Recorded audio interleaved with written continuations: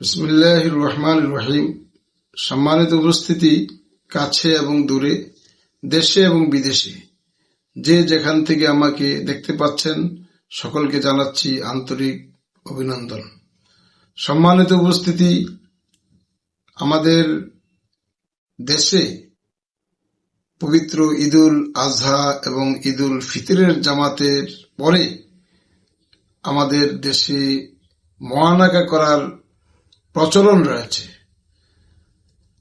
এই বিষয়ে শরীয়ত সম্মত, শরীয়ত কি বলে সে বিষয়ে আমি আপনাদেরকে একটু ধারণা দিচ্ছি। সেটা হচ্ছে মূলত এই মহানাকা, এটা রাসূলুল্লাহ সাল্লাল্লাহু আলাইহি ওয়াসাল্লামের সুন্নত।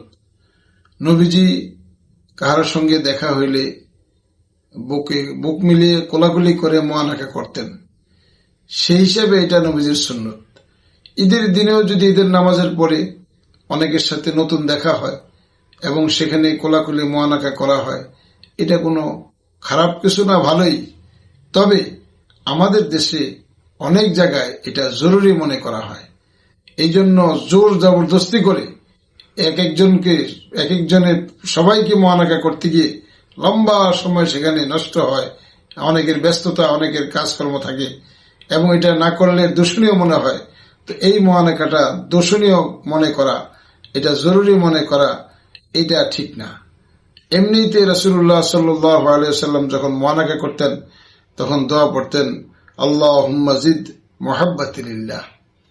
আর এই মহানাকার যে সিস্টেম, সুন্নত তরিকা হলো একদিকে। আমাদের দেশে আমরা দেখতে পাই যে দুই দিকেই মহানাকা করা হয়। না, দুই দিকে না। আপনার উত্তম হলো ডান দিকে মহানাকা করা। আপনি যদি মনে করেন আমি কোনো কারণে বাম দিকে করব, করেন, কিন্তু দুই দিকে না, একদিকে মহানাকা করা উত্তম। এই জন্য আমরা খেয়াল রাখবো, শুধু ঈদের জামাতে নয়, যখনই যার সাথে দেখা হবে তখনই আমরা মহানাকা করব, কোলাকুলি করব এবং এই দোয়াটা পড়ব, আল্লাহুম্মা জিদ মুহাব্বাতি লিল্লাহ। আল্লাহ তাআলা আমাদেরকে নবীজির এই সুন্নত, পরস্পরের ভ্রাতৃত্ব উন্নয়নে নবীজির এই সুন্নতের উপরে আমল করার তৌফিক দান করে। ওমা তৌফিক ইল্লা বিল্লাহ।